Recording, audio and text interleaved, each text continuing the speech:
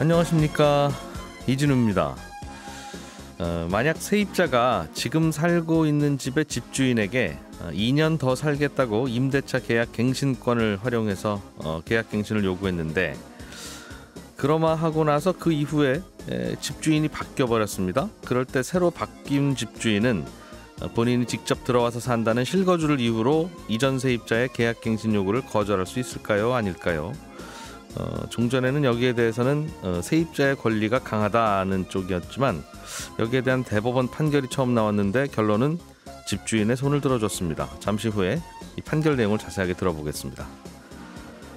우리나라에서는 아파트를 분양받으려면 청약통장에 가입을 해야 되고, 가입 기간이 길면 길수록 청약에 유리한데요. 최근에 이 청약통장을 해지하는 분들이 꽤 많이 늘었답니다. 어떤 배경이 있는 건지도 알아보겠습니다.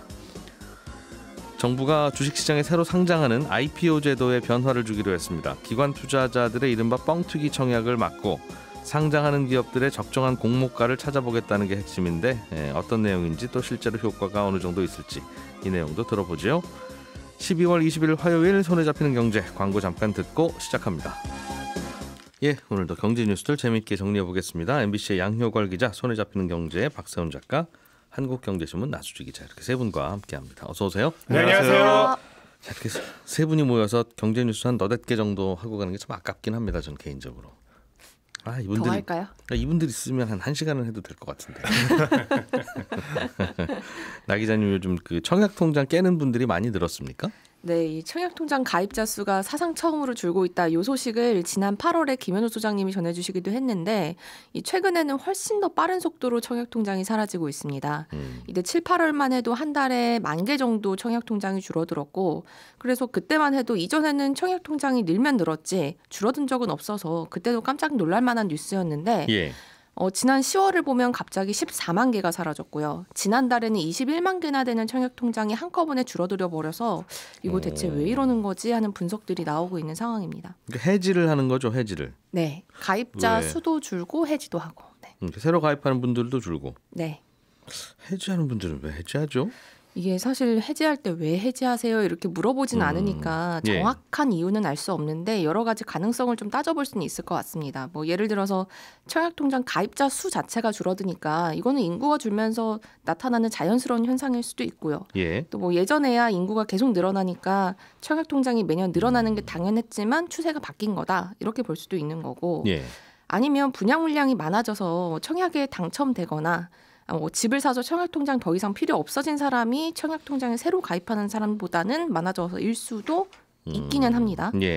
그런데 그럼에도 불구하고 이렇게 해석하기에는 최근에 이렇게 한 달에 청약통장이 21만 개나 없어지는 현상, 이거를 설명하기는 조금 부족한 면이 있는데요. 그러게요. 최근 한 달 동안 그 청약통장 당첨된 분들이 이렇게 많아졌다면 모르겠는데 그것도 아닌 것 같고. 네, 그래서 좀 가장 설득력을 얻는 해석이, 요새 물가가 올라가고 금리도 높아지면서 이 당장 주머니에 쓸 돈이 없어진 사람들이 청약통장에 묵혀두던 자금을 꺼내 쓰는 거, 그러니까 일명 불황형 해지가 늘어나고 있는 거 아니냐라는 겁니다. 그럴 가능성도 있어 보인다는 거죠. 네, 그렇습니다. 뭐 돈 쓸 돈은 있는데 여기저기 대출 받을 곳은 없고 하면 당장은 필요 없어 보이는 청약통장을 깨는 게 뭐 답이기도 하겠죠. 네, 그러니까 보통 쓸 돈 부족하면 선택지는 둘 중에 하나겠죠. 이렇게 청약통장이나 뭐 보험 이런 것처럼 미래를 위해서 마련해뒀던 돈, 이런 거를 깨서 쓰거나, 아니면 높은 금리에라도 잠깐 돈을 빌려 쓰는 거, 뭐 둘 중에 하나일 텐데, 실제 보면 청약통장 해지도 빠르게 늘었지만 보험 해약도 빠르게 늘고 있는 추세입니다. 올해 9월 말 기준으로 올 들어서 생명보험사 해약 환급금이 24조 3천억이 넘었거든요. 근데 이게 3개월 전과 비교하면 70% 넘게 늘어난 수치입니다. 근데 보험을 중도에 해약하면 원금도 손해를 많이 볼 수도 있는데, 그만큼 보험을 해약이 이렇게 늘었다는 건 당장 돈이 필요한 사람이 많아졌다, 라는 걸로 볼 수가 있는 거고요. 가장 설득력 있는 해석이겠죠, 그게. 그리고 고금리 대출도 늘어났는데, 뭐 예를 들어 저축은행에서 소액 신용대출 이런 거 있습니다. 이게 높은 금리에 300만 원 이하 금액을 단기간 빌리는 건데, 이렇게 신용대출한 금액이 5년 만에 최고치 9,400억을 넘었거든요. 기록하기도 했고, 그러니까 결국 부족한데 보험을 해약할까, 뭐 청약통장 해지할까, 아니면 대출 받을까 하는 여러 선택지 중에서 당장 부동산 경기도 좀 시들해진 것 같으니까 청약통장 없애자 하는 사람들이 늘어났다는 해석이 가능하고요. 예.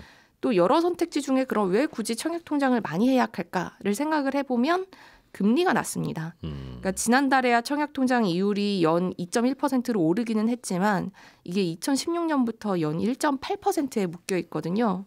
근데 이전까지야 금리가 낮다고 해도 기준금리 자체가 낮아서 다른 통장에 비해서 그렇게 눈에 띄게 못난 수준은 아니었는데 예. 최근엔 금리가 뛰니까 차라리 이 돈으로 시중은행 예적금 하거나 대출 상환하거나 하자라는 수요가 늘어난 걸로 보입니다. 그렇군요. 이게 근데 청약통장이 지금은 또 필요 없을 것 같아도 이 주택과 관련한 정책은 뭐 계속 바뀌고 바뀌는 폭이 크기 때문에 그냥 갖고 계시는 게 나을 수도 있는데. 그렇죠. 이게 또 이 매달 꾸준히 납입해왔던 청약통장이라면 줄 서 있다가 앞에 줄이 조금 줄어서 내 줄이 조금 더 가까워졌는데 그 기회를 포기하는 셈이어서 조금 청약통장은 해지하는 게 아까운 부분이 있고요. 예. 또 만약에 지금 집이 한 채 있어서 아유, 이게 무슨 쓸모가 있겠어 하는 분들이라도 청약이 언제 어떻게 바뀔지 제도가 바뀔지 모르기 때문에 유지하는 예. 게 낫습니다. 그래서 차라리 부담이 되면 경제적으로 부담이 되면 웬만하면 청약통장 납입을 중지하시거나 아니면 청약통장에 넣은 돈 담보로 대출받는 방법 이런 것도 고민해 보실 필요가 있을 것 같습니다. 청약통장에 있는 예금을 담보로 은행에서 대출을 받을 수도 있나 보군요. 네, 그렇습니다. 금리를 조금 더 얹어서 한 3%에서 4% 정도면 받을 수 있습니다. 다 해주는지는 모르겠는데 그것도 방법이네요. 좀 더 크게 보면 그 아파트는 부족하고 받고 싶은 분은 많고 그러면 당연히 어떤 기준을 만들어서 줄 세우는 건 필요한데 그때 네. 뭐 무주택 기간이니 혹은 뭐 부양가족 순위 아니면 뭐 신혼부부 특공이니 뭐 다 좋은데 굳이 청약통장에 돈을 부어야 된다는 이 조건은 옛날에 나라에 돈 없을 때 그 돈이라도 모아서 뭐 좀 해보고 하려고 할 때 했다는 건 이해가 되는데 네. 21세기 대한민국에서 굳이 아직까지 해야 되나 외국인들이 물어보면 이거 설명하기 되게 복잡하잖아요. 이거 한국 사람들도 잘 네. 이해를 못합니다. 집값은 몇 억인데 몇백만 원짜리 통장이 있고 없고가 왜 그렇게 중요해?라고 물으면 뭐라고 대답합니까? 꼭 뭐 모든 걸 다 대답을 해줘야 되는 건 아니지만 어쨌든 그러니까 돈 부족한 분들 자꾸 갈등하게 만들잖아요. 라는 생각도 좀 살짝 들고 네 알겠습니다. 박 작가님이 준비해 오신 소식. 네. 요거는 전 국민이 다 알아야 되는 거네요. 그렇습니다. 집주인도 알아야 되고 세입자도 알아야 되고. 됩니다. 근데 우리 국민은 집주인 아니면 세입자니까. 네. 이거 참. 알겠습니다. 어떤 판결이에요? 일단 우리나라 보면은 전세나 월세를 사던 세입자가 계약을 한 번 더 연장을 할 수 있게끔 되어 있잖아요. 예. 근데 집주인에게 계약갱신을 하겠다고 했는데 집주인이 바뀌었어요. 그럼 새로 들어오는 집주인이 세입자의 계약갱신 요구를 들어줄 수 있느냐 아니면 거절할 수 있느냐. 예. 여기에 대한 대법원 판례가 나온 건데 이게 관련해서 처음 나온 판례이기 때문에 굉장히 중요한 뉴스입니다. 예. 소송 개요부터 간단히 말씀을 드릴게요. 예. 이 소송은 이렇습니다. 전세로 살던 세입자가 있었습니다. 예. 전세 계약 만료 6개월 전에 당시 집주인에게 저희 계약갱신 청구권을 쓰겠습니다. 2년 더 살겠다. 네, 통보를 예. 합니다. 예. 전세 계약 만료 6개월 전에서 2개월 전까지가 계약갱신 기간이니까 아무 예. 문제가 없습니다. 그런데 당시 집주인은 이 집은 곧 팔릴 거니까 새로운 집주인에게 얘기를 하라고 합니다. 그리고 세입자가 계약갱신 청구권을 쓰겠다고 통보한 날로부터 2주 후에 새로운 집주인이 소유권 이전 등기를 합니다. 잔금도 다 치르고. 네, 그럼 예. 집주인이 바뀌었죠? 예. 그러자 새로운 집주인이 세입자에게 말합니다. 저희가 실거주를 할 거니까 계약 만료되면 나가주세요. 라고 얘기를 하는데 세입자는 아니 우리는 그 전 집주인에게 계약갱신 청구권을 쓰겠다고 이미 통보를 했다. 예. 갱신 요구가 거절되려면 내가 갱신 요구를 한 그 집주인이 실거주를 할 경우에만 가능하다는 게 법이지 않느냐. 그러니 우린 나갈 수 없다. 이렇게 얘기를 한 겁니다. 지금까지는 세입자가 하신 이 말이 뭐 논리로는 어떤지 몰라도 법으로는 맞는 법이었어요. 문제가 없습니다. 그러니까 세입자가 계약갱신 청구를 할 때 네. 세입자가 지는 유일한 케이스는 계약갱신 청구를 했는데 그 집주인이 네. 내가 직접 들어가서 살 겁니다. 그렇습니다. 라고 할 때. 그렇습니다. 이제 그때만 세입자가 지고 나머지는 다 이기는 게 지금 법이었는데. 그렇죠. 근데 또 이제 새로운 집주인은 내가 실거주를 목적으로 이 집을 샀는데 당신이 안 나가겠다고 하면 어떻게 하느냐. 예. 라면서 이제 소송을 하게 된 건데. 예. 소송의 쟁점은 그러니까 바뀐 집주인이 자신들의 실거주를 이유로 세입자의 갱신 요구를 거절할 수 있느냐. 이게 쟁점이었거든요. 근데 여기에 대해서 1심하고 2심의 판단이 엇갈리게 나왔습니다. 1심은 대법원 판결과 마찬가지로 새로운 집주인이 세입자의 계약갱신 요구를 거절하는 건 정당하다 이렇게 판단을 했고요. 2심은 기존 집주인과 새 집주인 둘 다 갱신 요구를 거절할 수 없다라고 판단을 했습니다. 왜냐하면 기존 집주인은 집을 팔고 나갈 생각이었으니까 실제로 거주할 게 아니니 거절이 불가능하다, 법상으로는. 왜냐하면 법으로는 실거주할 때만 거절이 가능하다라고 돼 있으니까요. 근데 새 집주인은 또 세입자가 갱신 요구를 할 당시에는 그 집의 집주인이 아니었습니다. 그렇기 때문에 거절이 불가능하다라는 게 2심의 판결이었는데 그래서 이 판결 2심 나온 이후에 굉장히 혼란스러웠거든요. 그러면 전세를 낀 집을 살 때는 실거주가 목적일 때 어떻게 해야 되지? 라는 게 굉장히 혼란스러웠던 상황입니다. 그런데 대법원이 이제 새로 바뀐 집주인의 손을 들어준 건데 바뀐 집주인이 실거주를 이유로 세입자의 갱신 요구를 거절하는 건 정당하다. 라는 어제 판례가 새롭게 만들어진 겁니다. 이게 처음에 법 만들어질 때는 바로 이 케이스에서도 세입자가 우선이다. 라고 해서 그때 그 당시에 부총리였던 홍남기 부총리가 그런 똑같은 개인 집을 매매하려다가 그래서 결국 홍남기 방지법 만들어야 된다 이런 얘기했던 그건데요. 바로 그겁니다. 근데 이제 대법원이 새롭게 판례를 제시한 거죠. 대법원의 판단의 이유는 어떤? 판단의 이유는 이렇습니다. 임대차 보호법에서 말하는 임대인이라는 건 임대인의 정의와 범위는 세입자가 갱신 요구를 할 당시의 임대인만 임대인인 게 아니라 계약 기간 안에 바뀐 임대인도 임대인으로 봐야 한다. 그러니까 바뀐 임대인에게도 별도로 갱신 요구를 거절할 권리가 있다라는 겁니다. 물론 이때 거절을 하려면 실거주를 해야 된다라는 거고요. 그리고 법에는 임대인이 자신의 실거주를 이유로 세입자의 갱신 요구를 거절할 수 있게끔 되어 있으니까 바뀐 임대인이 실거주를 이유로 하면 세입자의 요구를 거절하는 게 정당하다 이런 건데 중요한 건 거절의 시기입니다. 집주인이 실거주를 이유로 거절을 하더라도 계약갱신 기간 안에 그 사실을 반드시 알려야 한다라는 겁니다. 계약갱신 기간이라는 건 세입자의 그 계약 만료 6개월 전부터 2개월 사이. 그렇습니다. 이때가 계약갱신이 가능한 기간인데 그렇습니다. 이번 소송의 경우는 계약갱신 기간 안에 새로운 집주인이 세입자에게 실거주를 이유로 요구를 거절했기 때문에 문제가 없다. 이렇게 판단을 한 겁니다. 그런데 새로운 집주인은 계약갱신 기간 안이 아니더라도 계약갱신 기간이 아직 안 됐을 때는 본인이 집주인이 된 거니까 그냥 놀러와서 살겠다고 하면 아무 문제 없고 계약갱신 기간 안에는 방금 대법원 판결대로 내가 살겠다고 할 수 있고 그러니 다 가능한 거네요. 계약 1개월 전에 계약 만료. 계약 만료 1개월 전에 들어와서 얘기하는 건 안 되죠. 그렇겠죠. 그럼 그 이전 세입자가 묵시적 갱신이든 뭐든 이미 되어 있어서 새로운 계약 기간이 시작된 상황이니까 그건 안 됩니다. 그건 안 되고. 그러나 이제 대법원 판결이 앞으로 어떤 영향을 주게 되느냐면요. 지금까지는 집을 사는 사람 입장에서는 실거주 목적인 경우에도 세입자가 있는 집을 사는 게 약간 좀 어려웠습니다. 그 세입자가 나가 주시느냐가 문제니까요. 계약 만료 6개월 전에 모든 소유권 이전 등기를 마쳐야만 세입자가 계약갱신 요구를 할 때 집주인이 되는 거거든요.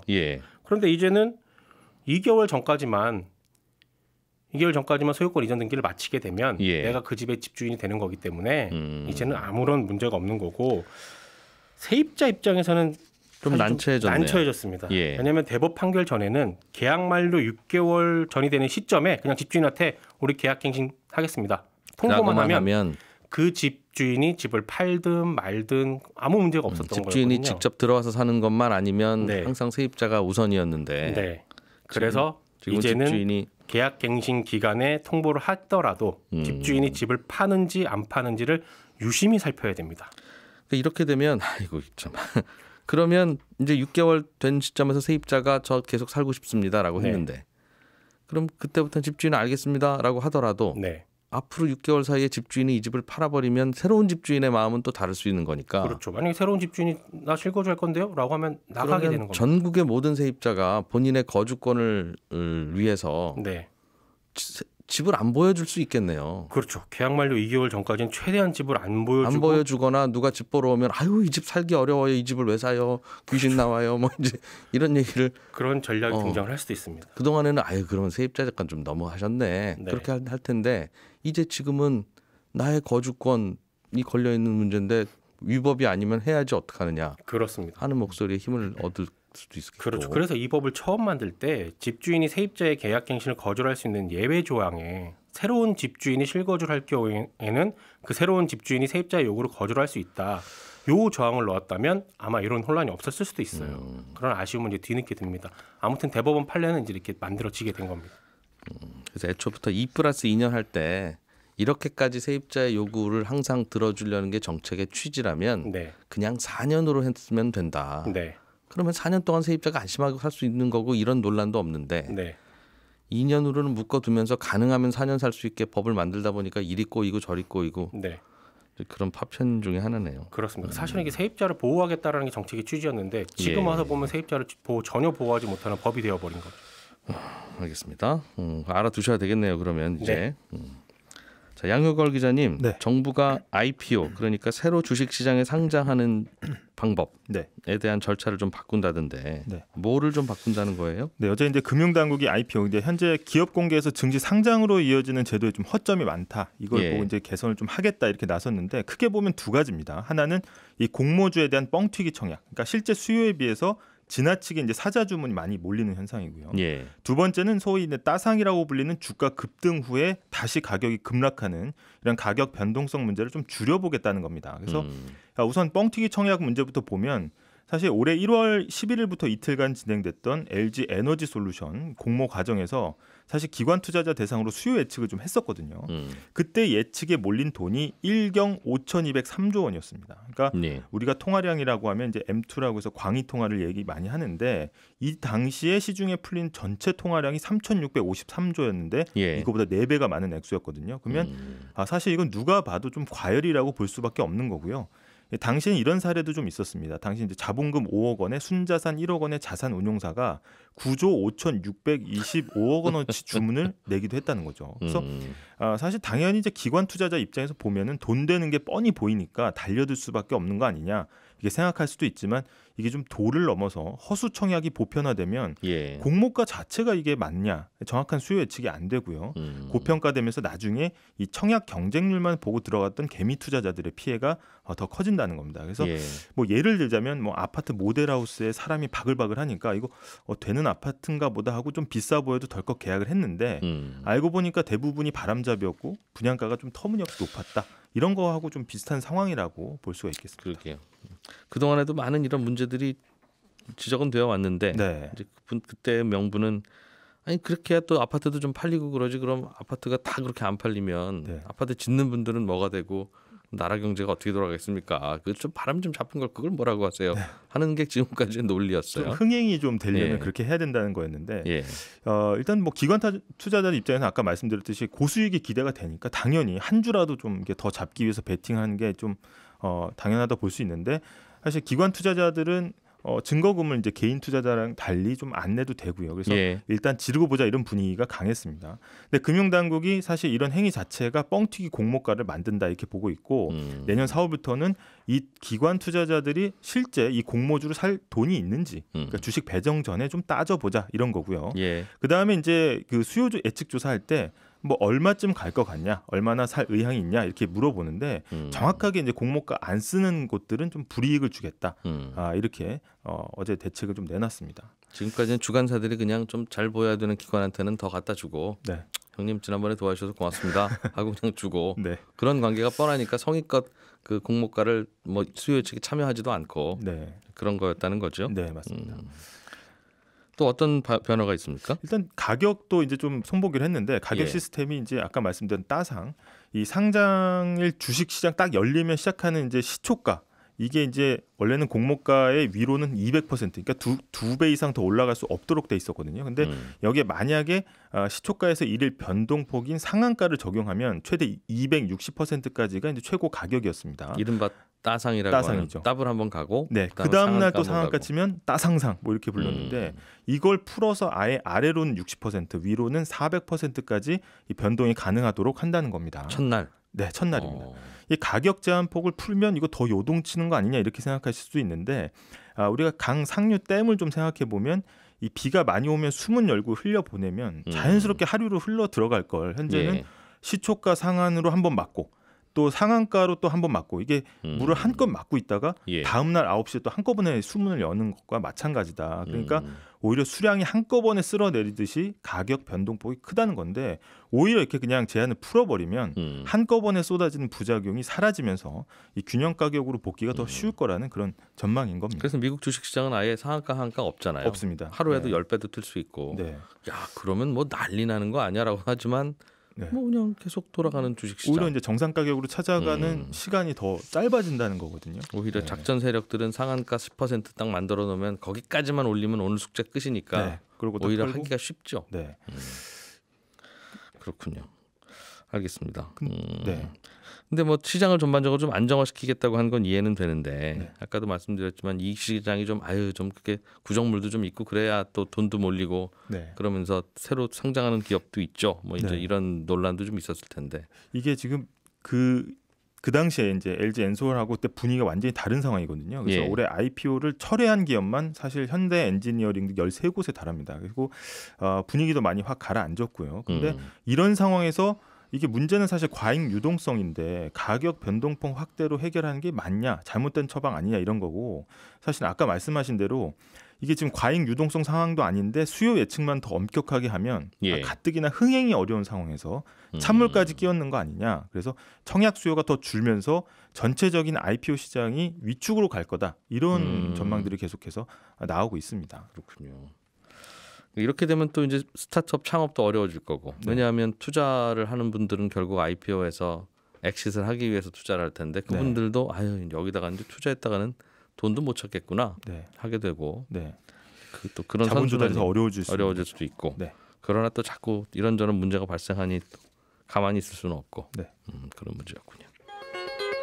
예, 저는 11시 5분부터 이어지는 손에 잡히는 경제 플러스에서 또 인사드리러 오겠습니다. 양효걸 기자, 나수지 기자, 박세훈 작가 세 분 고생 많으셨고요. 저는 이진우였습니다. 고맙습니다.